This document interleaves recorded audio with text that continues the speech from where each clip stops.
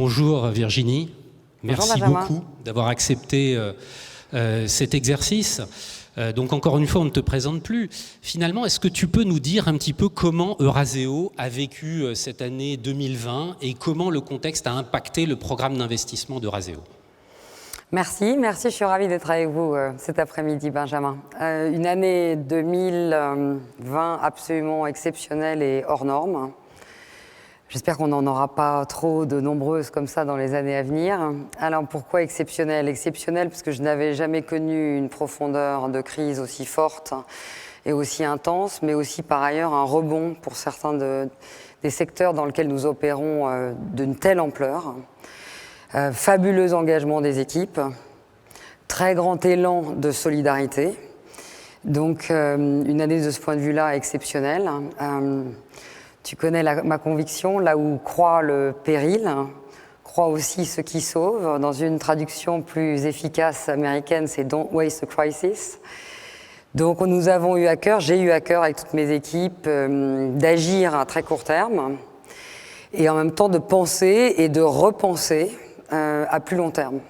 Je pense que l'intérêt d'avoir une organisation qui est stratégiquement concentrée, mais très décentralisée opérationnellement, fait que tu as la capacité en même temps d'avoir des équipes sur le terrain qui sont indéniablement défensifs, en tout cas de mars à mai, aux côtés des entreprises, protection de nos équipes, liquidité bien sûr, maintien des activités, mais aussi des équipes dirigeantes, des équipes de fundraising qui sont à l'offensive, en parallèle, à l'offensive en train de repenser, le cas échéant, les investissements de demain, du monde qui s'ouvre, de continuer à travailler avec nos clients. Je crois que pour nous, l'année 2020 sera une année record de levée de fonds, ce qui est toujours étrange à dire dans une année aussi particulière, mais très valorisant pour ce que nous sommes et pour les travaux d'Eurazeo.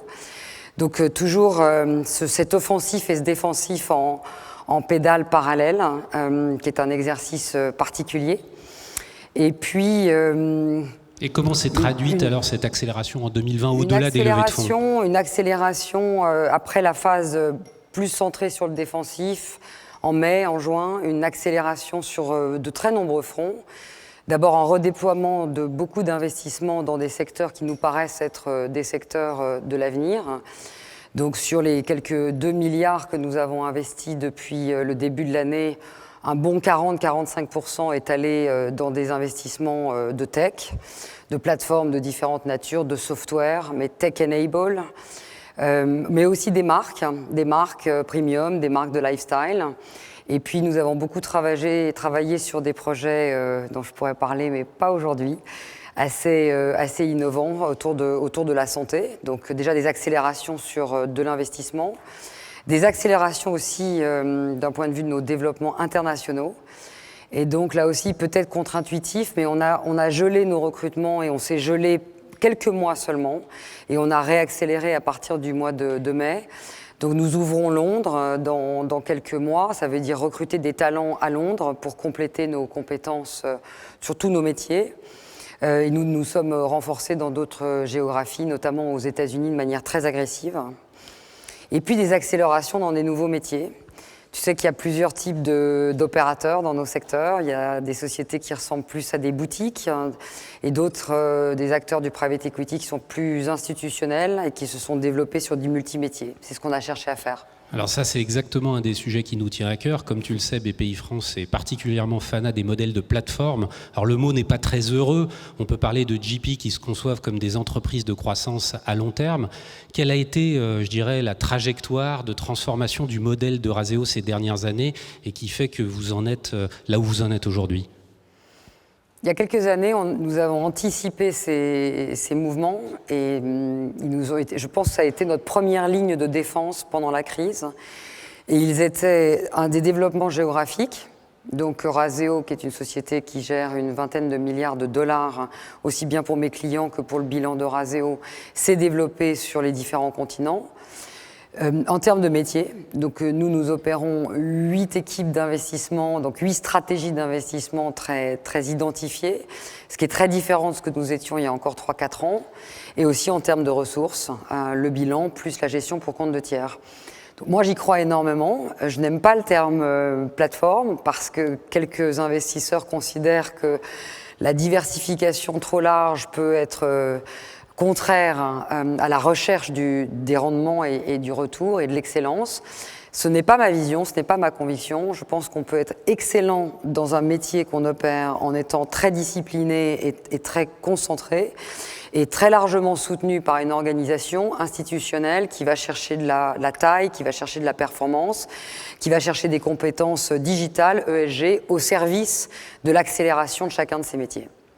Alors tu as dit que tu allais pouvoir difficilement parler des nouveaux projets futurs de Razeo. Néanmoins, est-ce que tu peux nous en dire un peu plus, notamment pour savoir comment vous allez aborder le défi de la transition énergétique ? Alors, nous avons annoncé il y a quelque temps seulement notre intention de bâtir une compétence en infrastructure et en infrastructure spécialisée, notamment exactement sur ce thème-là qui est celui de la transition énergétique. Donc, c'est une équipe qui nous rejoint et on va soutenir cette équipe et investir aux côtés de nos clients pour développer l'infra. J'ai évoqué la santé dans mon propos liminaire sur lequel nous reviendrons dans quelques temps, qui est un projet assez majeur pour les entreprises de santé en France, du diagnostic jusque de la biotech au diagnostic jusqu'à des entreprises qui réfléchissent à la relocalisation en France de leurs outils de production et surtout de nos compétences. Donc beaucoup de projets en ce qui concerne nos spécialisations, nos métiers, autour de cette spécialisation, mais avec un scope de plus en plus large. Merci beaucoup Virginie d'avoir accepté de partager ta vision et l'expérience de Razeo. Avec grand plaisir. Merci Benjamin. Merci. À tout à l'heure. Merci, à tout à l'heure. Alors, on a vu quelle avait été la trajectoire de développement du paquebot Eurazeo. Maintenant, on va voir un petit peu la trajectoire de développement d'une plateforme en plein développement avec Laurent Bénard, qui est directeur général de Cabsa. Mais avant cela, on va vous projeter une petite vidéo sur la trajectoire de développement des plateformes en France ces dernières années. Bonjour à toutes et à tous. On m'a invité aujourd'hui pour parler de la croissance dans un environnement chaotique. Sujet complexe. On a effectivement cru en 2020 de 50% de nos actifs sous gestion. Et pour accompagner cette croissance, nous avons également cru nos équipes de 30%. Je suis directeur général de Cabsa, je m'appelle Laurent Bénard. Cabsa est une société de gestion, une plateforme, comme on aime le dire ici, spécialisée dans le financement des small et mid-cap, donc des petites et moyennes entreprises, née en France et aujourd'hui résolument pan-européenne, après des ouvertures successives, à la fois en Espagne, en Italie et en Allemagne. Alors, construire de la croissance dans un environnement de chaos. Je n'ai pas très envie de revenir sur tout ce qui s'est dit déjà. On a tous été confrontés aux mêmes problématiques. Gérer le travail à distance, manager des équipes à distance, onboarder des nouveaux talents. Et puis on a dû aussi travailler sur la réassurance, à la fois les investisseurs, les entreprises que nous avons dans nos portefeuilles, donc les rassurer, les accompagner. Et puis en même temps, rassurer également les investisseurs, nos partenaires, nos clients, sur la réalité de ce qui se passait sur le terrain et leur donner le niveau de transparence et de reporting suffisant. Construire de la croissance dans un environnement de chaos, 2020 va rester certainement dans les annales. Je vais vous dire quelques mots de qui je suis, parce que c'est peut-être important sur la façon dont moi je l'ai appréhendé et quel est mon témoignage. La première chose, c'est que je suis un optimiste. C'est assez viscéral. Je viens d'un petit caillou dans l'océan Indien qui s'appelle La Réunion. Donc une île paradisiaque, je vous assure qu'il fait très bon vivre là-bas. Et si vous venez de dehors il y a quelques instants, vous comprenez pourquoi il est bon de vivre au chaud et au beau toute l'année. Alors pourquoi prendre ce risque ? Le risque, c'est peut-être paralysant, mais ça peut être aussi une source d'aventure, une source d'opportunité. On agrandit le terrain de jeu. Et c'est là que ça devient intéressant. Ça n'a pas toujours été facile, mais néanmoins, ça m'a permis de me confronter à certaines difficultés et de me dire qu'il fallait avancer sans avoir peur d'échouer. Je vais reprendre une citation que évoquait Benjamin un peu plus tôt. Churchill disait également quelque chose, agissez comme s'il vous était impossible d'échouer. Alors pourquoi je vous dis ça finalement ? C'est que le personnel et le professionnel, c'est un peu la même chose. Les deux mondes se joignent entre eux. Je vais donc vous donner mon témoignage de comment j'ai vécu 2020 en vous expliquant avant, pendant et après. Avant, Christophe Carvelis a créé Cabsa en 2005-2004. C'est mon associé. Et il a créé Cabsa avec une identité simple. On avait un produit à ce moment-là, un produit de financement assez flexible pour le financement des small and mid cap en France, un pays.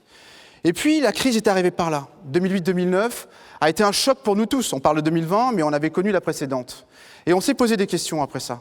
Moi, quand je suis investisseur comme vous, je me dis, quand j'investis dans une entreprise, qu'est-ce qui me motive? Une équipe de management, un projet de développement, un marché sous-jacent en croissance, et puis une diversification des clients, des produits, des géographies. En fait, des indicateurs qui me font penser que quand je vais investir dans cette entreprise, il y a un projet de croissance et puis elle va être résiliente en cas de crise. C'est le premier élément. En fait, on a commencé à apprendre par la crise précédente et ça nous a poussé à nous poser des questions. Cette crise, c'est aussi un moyen de se révéler, de se repositionner, de poser de nouvelles questions et de réfléchir à comment adresser ces moments difficiles. La deuxième période, c'est pendant. Qu'est-ce qui se passe pendant? Pendant, c'est dur, il y a la crise, on se demande comment y faire face. Il ne faut pas l'occulter, mais il faut avec agilité être capable de changer de direction et de s'adapter. Bertrand Piccard disait de Solar Impulse, pour ceux qui connaissent, il parle de changer d'altitude. Pourquoi? Parce que quand vous êtes face à des vents contraires, comme dans une crise, il ne sert peut-être pas à grand-chose de continuer à pédaler contre ce vent pour faire du surplace. Et donc on change d'altitude pour trouver des vents plus porteurs et donc aller chercher de nouveau de la croissance en 2020. Alors bien sûr, on est dans une industrie qui a eu le bénéfice d'avoir le vent en poupe, bien sûr. C'est peut-être beaucoup plus difficile dans d'autres industries. Mais dans la nôtre, effectivement, c'est la façon dont on a voulu traverser cette crise. Et c'est donc de chercher de la hauteur et chercher de la latéralité. Et donc en 2020, on a aussi pu développer un nouveau produit, un produit de financement de technologie, d'entreprise de technologie, labellisé Tibi. Et on a aussi eu l'opportunité de travailler sur la création d'un mandat, d'un fonds, d'une équipe pour soutenir les équipes françaises et renforcer leurs fonds propres, et les entreprises françaises. Ça, c'était le pendant. Et puis, il reste le après. Comment, quand on est dans la crise, on se projette sur le futur? C'est un autre état d'esprit, c'est une autre dimension. Et comment est-ce qu'on l'a travaillé? C'est qu'à cet instant-là, on se dit, créer de la valeur sans valeur, ce n'est plus possible. La performance financière, c'est un prérequisite, mais ça ne suffit plus. Il faut qu'on travaille avec des équipes, qu'on crée un état d'esprit, une culture. On parle d'entreprise à mission. Et quel est le sens qu'on donne à notre histoire? Et c'est en travaillant sur ce sens qu'on reprojette nos équipes vers le futur. Depuis 2015, nous avons décidé avec Christophe Kervélis de faire participer les collaborateurs qui avaient plus d'un an d'ancienneté dans notre maison au capital de l'entreprise. Pourquoi? Pour qu'ils soient eux-mêmes des entrepreneurs, qu'ils aient eux-mêmes cet esprit d'entreprise. Et c'est ce qui nous permet de nous projeter à plus long terme qu'une crise dans laquelle nous sommes. Deuxième élément, on a eu la chance également de rencontrer des personnes en 2020. On ne s'est pas arrêté, on a travaillé sans cesse. Et on a eu la chance de rencontrer une équipe, un skipper, Axel Tréhin, qui est skipper et qui va prendre le départ de la route du Rhum en 2022. Et il est en plus associé à une association qui nous tient qu'à cœur, qui s'appelle Rescue Ocean. Rescue Ocean, c'est nous mobiliser pour faire prendre conscience à tous qu'il y a beaucoup trop de déchets dans notre vie du quotidien. Et surtout beaucoup trop de déchets dans les océans. Et donc encore une opportunité que l'on a eue en 2020 de nous rassembler, de nous fédérer autour de ce projet pour regarder déjà 2022. Et donc sortir de cette crise et toujours avoir un côté directionnel dans notre façon d'appréhender les choses. Donc l'exercice oratoire veut qu'il y ait une conclusion à ce que je viens de dire. Si je dois en avoir une, c'est qu'il faut un peu tout ça finalement pour traverser cette crise. En tout cas, c'est comme ça que moi je l'ai vécu. Il faut une autre identité, donc qui nous sommes, comment est-ce qu'on fait face aux difficultés. Il faut de l'expérience, comment est-ce qu'on est venu travailler après 2008-2009 et comment on s'est réinventé. Il faut de la hauteur, de la latéralité pour changer nos objectifs et pouvoir voir aux côtés de cette difficulté. Et puis il faut enfin fédérer un projet et donner du sens à ce que l'on veut faire. Ce n'est que mon témoignage, il n'y a pas de donneur de leçons, bien entendu. On le dit avec beaucoup d'humilité dans un environnement qui s'est plutôt bien porté, l'environnement de la finance et l'environnement des plateformes. Montaigne disait « Entreprenez dans un monde tel que vous le voyez et non pas dans un monde tel qu'il l'est ». Et je crois que c'est ce qu'on a voulu faire. Créer cette plateforme, les femmes et les hommes, les talents de Cabza nous ont permis, avec nos différences, nos énergies et nos difficultés, de projeter Cabza au-delà de 2020. Nos complémentarités, et puis, encore une fois, cette idée de changer d'altitude, comme le suggère Bertrand Piccard, sont le socle de notre esprit d'entreprise et de notre volonté d'innover. Merci à tous.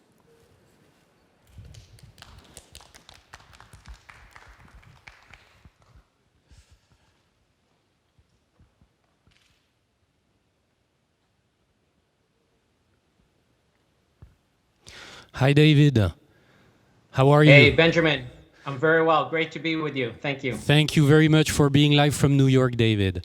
So you're the head of private equity at the New York Retirement System. And as a start, we would be very happy if you could share a little bit with us what's happening in the US in terms of the current pandemic, of course, but also the current political context and the impact of this situation on the US private equity industry. Yeah, absolutely. And I think when we look at 2020, that really is a remarkable and extraordinarily challenging backdrop for the New York City private equity portfolio and the industry as a whole, right? So we had a pandemic, we had economic dislocation like we've never experienced before. And then we've also had, at least in the United States, right, the murder of George Floyd in May of this year, which triggered social and political movements calling for social justice and the elimination of systemic racism. And on top of that, we've had an unprecedented and controversial and contentious presidential election just last month in November. So the backdrop is one that I think that we've never experienced before here in this country, and many of those factors have influenced the industry globally. When I look at the current situation on the pandemic front, on the healthcare front, as many have seen in the news, we are going through a second wave of COVID-19 infections. The death rates and the infection rates have been increasing in the United States. There are some states and cities that have gone into government-endorsed lockdowns. And then on the political front, I am very optimistic and encouraged. We had a controversial presidential election campaign season. The U.S. population voted. We've hit a point where some critical dates. If you look at December 14th, that's going to be when the electoral votes are counted. And then on January 20th is the official inauguration of the president-elect and the vice president-elect. I'm confident that the U.S. institutions are sturdy and solid enough that we'll have a successful political transition. And David, what is the impact on the strategy of the New York retirement system? I mean, what was the plan at the beginning of 2020? How much will you be investing this year? How does it impact what you have done this year? Yeah, I think that's the remarkable thing. When I look back on our strategy and our pacing for 2020, if I think of December 2019, the plan we had, both in terms of fund commitments as well as strategic initiatives, our team executed flawlessly. I think the remote environment presented challenges, but in our industry, in the LP-GP world, I think we've been able to use technology and existing relationships and the long histories we have with each other to conduct business more or less as usual. So if I look at 2020, we were right on top of our strategic pacing plan, which resulted in about $3 billion plus in fund commitments, which is consistent with our recent years pacing. And when I look forward to 2021, I think of it as really steady as she goes. Our strategy has not changed, and we're going to continue investing. I think what we did, like many LPs, was in late March and early April, we had to assess the impact of the pandemic and the volatility of the capital markets on our broader portfolios. What I've learned is that maybe two lessons, or observations, one on the GP side and one on the LP side. On the GP side, we found that most of our managers manage the liquidity at the portfolio company level very well. And then finally, they also communicated effectively with LPs. There were regular COVID update calls. There was granular detail and discussion around those portfolio companies that were challenged and those that were doing really well. And I think on the LP side, to generalize for the industry, there was very consistent pacing. I think there were moments when peer institutions maybe paused, but realized there was a real interest in maintaining vintage year exposure in 2020. David, maybe one question with respect to emerging managers. What is your position at New York State Retirement System with respect to emerging managers and their role in connection with the capacity of the VC and private equity industry to renew itself? Yeah, I think the phrase you used, Benjamin, on renew is critical. I think that, so New York City, we've had an emerging manager program that our team executes since 2012. It's core to our strategy. We have a long-term goal of approximately 10% of our annual pacing going into emerging managers. And if you think of our portfolio, we're about 60+% US North America and low 20s% Western Europe. And that's the geographic split of our portfolio. And our emerging manager program targets those two main geographies. Now, this is the thing, the framework I have, the way I think about it is, what is the private equity industry? If you take a cocktail shaker and you add a 10-year limited partnership structure, a carry-based compensation system, and human nature, but it's not just regular human nature, right? It's private equity, venture capital, alpha, return generating human nature. You throw that in the cocktail shaker, you shake it up, and that's a private equity industry. What that means is that there will always be some combination or some percentage of firms who don't transition the leadership roles or the economics, and you'll have frustrated star performers who will branch out and start their own firm. They want control over their destiny, they want control over the portfolio, they want to create wealth for themselves and their investors. So we really see emerging managers as an opportunity to also scale with the next generation of leadership in the industry. And I think this is the key thing. I think there's a positive selection bias, right? I don't think it's, sort of like in football or soccer terms, kind of your, right bench player who says, I'm going to leave the firm and I'm going to raise capital and I'm going to start my own firm. It's usually the risk takers, the successful investors, those with a track record. And what's interesting is in the US market, there are pools of dedicated capital and programs similar to New York City. And so for us, it's an important part of our portfolio construction, and we take a very long-term strategic view. So we've got a few seconds left, David. What is your view with respect to Europe? I know that you have invested in Europe and in France in the past. Yes. Given the situation, what is your view today with respect to Europe and France? Yeah, briefly, I would say, given the depth of the European market, it's always going to be core to our portfolio after the US market. That will continue to be the case both with established managers as well as emerging managers. We did announce a program this summer. We started a $600 million program with Neuberger Berman as our partner, focused on early stage first-time funds, also looking at opportunities in Europe. So in my closing remarks, what I'd probably like to say is I would encourage LPs, both in Europe and globally, to give a very close look at emerging managers, because there is a strategic benefit. One, you can generate alpha, you can renew your portfolio, and then you have the opportunity to be a strategic important LP at an early stage and scale with them. The other thing I would mention for the GP perspective, especially for BPI and for French and European GPs, is I think this remote environment in many ways has leveled the playing field. At New York City, I could hop on a subway and I could meet with 20 of our GPs in Midtown Manhattan, right? In the remote environment, it's just as easy for an international GP to meet with a US LP or a Latin American LP or an Asian LP using technology. So as I think about the environment we're in today, I think LPs and GPs, let's use the time wisely, because when the pandemic ends and the immunizations and the therapies are widely distributed, we want to look back on this period and say we took advantage of the time and the technology available to lay a foundation for strong relationships. Thank you very much, David. Thank you for sharing your views and for being live from New York again. We appreciate that. Thank you. Great. Thank you, Benjamin.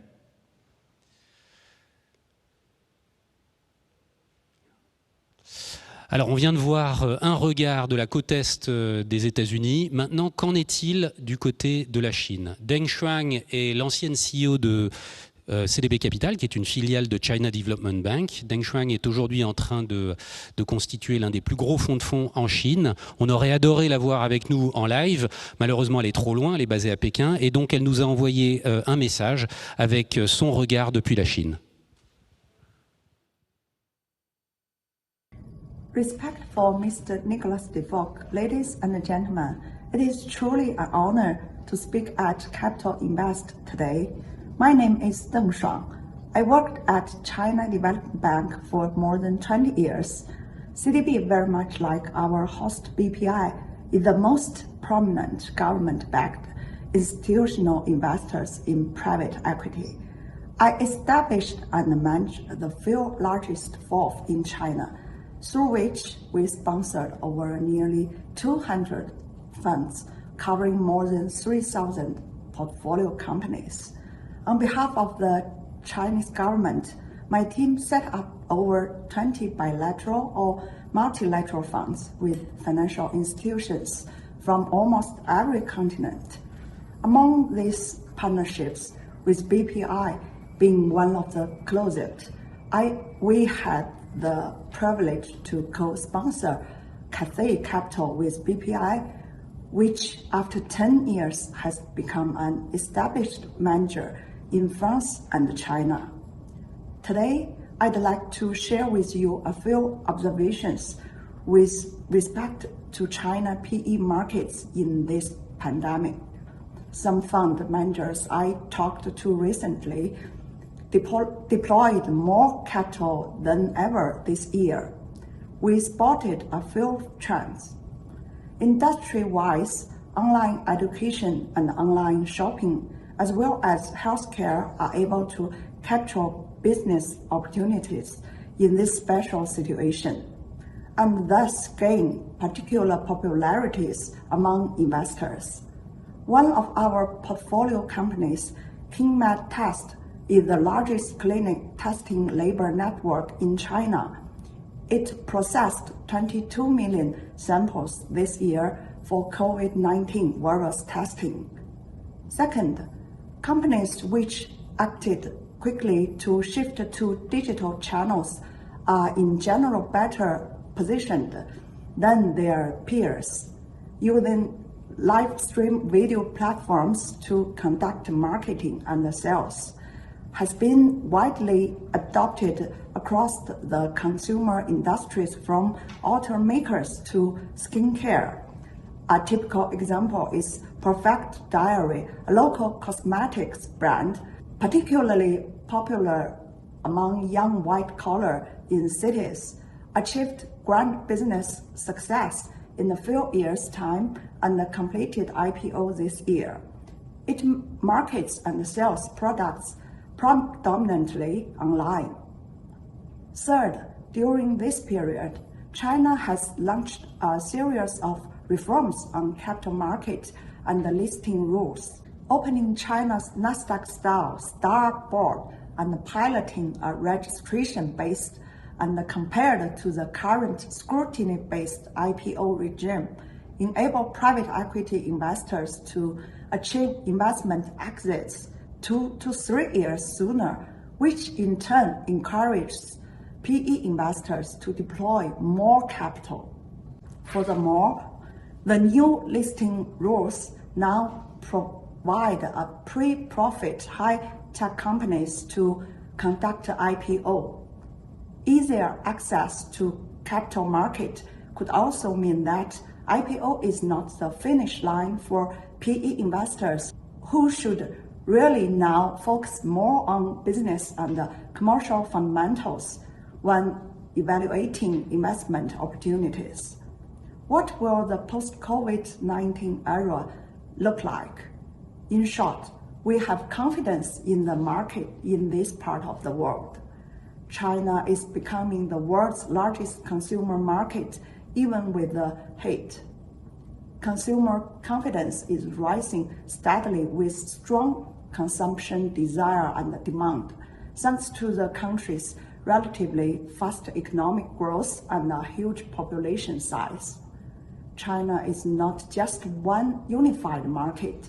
The most economically advanced places are 20 to 30 years ahead of the least developed areas in the country at almost all fronts. This itself creates magnificent development momentum. People in different consumer circles with distinctive needs and preferences all seek better products and services through spending and consuming. This is a mega trend in today's China and will likely to stay true in the next few decades. I believe that this presents fantastic investment opportunities for domestic and global investors alike. All these positive trends aside, as I often got asked, is China's economic growth healthy and sustainable? I don't deny that there are challenges in our economy and market. For example, abundant liquidity pushes up asset prices and very high valuation levels of certain industries in our stock markets are not likely to last. However, we do see strong fundamentals behind the resilience of solid Chinese companies more than now than just 5 years ago. We also see quite a number of internet-based business giants emerge in the enormous-sized market with the largest population in internet users. On technology fronts, 2/3 of the top 50 US public companies are tech-based. On Hong Kong Stock Exchange, 50% of the China-based companies are also tech firms. In particular, in biotech, an increasing number of Chinese biotech companies are catching attentions of both domestic and global investors as a result of their pipeline novelty and strong R&D capabilities. In this constantly evolving market with both expected and unexpected challenges for all businesses in China, those who can quickly adapt to changes have better odds to survive and thrive.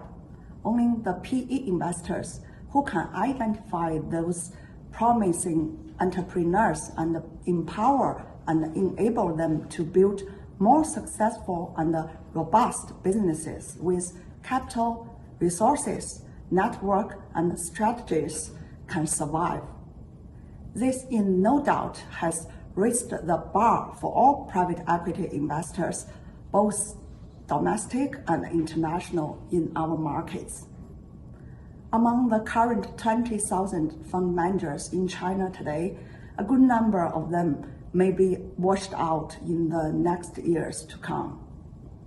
Before I wrap up my speech, I want to say a few words on relationship between China and Europe. The world has seen a rising tension between China and the US over trade and certain other fields. I'm no expert on foreign affairs, but it seems obvious that this would hurt businesses and the markets in both countries.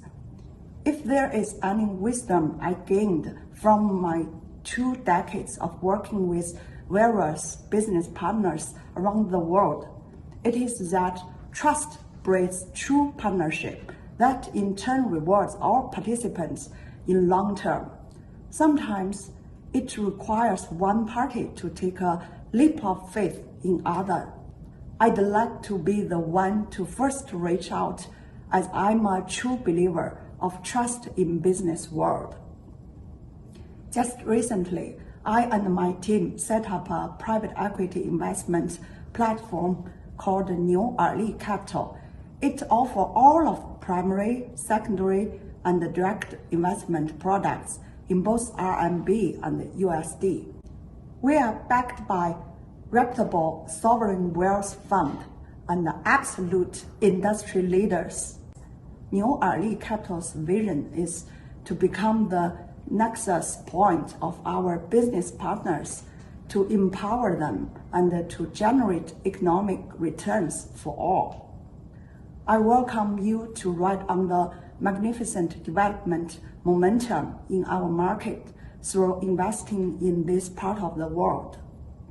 Last but not the least, I wish everyone safe and healthy. As Napoleon said, victory belongs to the most persevering. Thank you, BPI, and everyone for having me today. Merci beaucoup. Alors nous venons de voir 4 regards clés en Europe, aux États-Unis, en Chine, qui démontrent bien que rien ne s'est arrêté, qu'on est bien dans la prise de risque, dans l'accélération de la croissance. Et je donne à présent la parole à Eduardo Sampaio, qui est directeur d'investissement chez nous et qui va nous faire découvrir 5 aventures entrepreneuriales de notre industrie.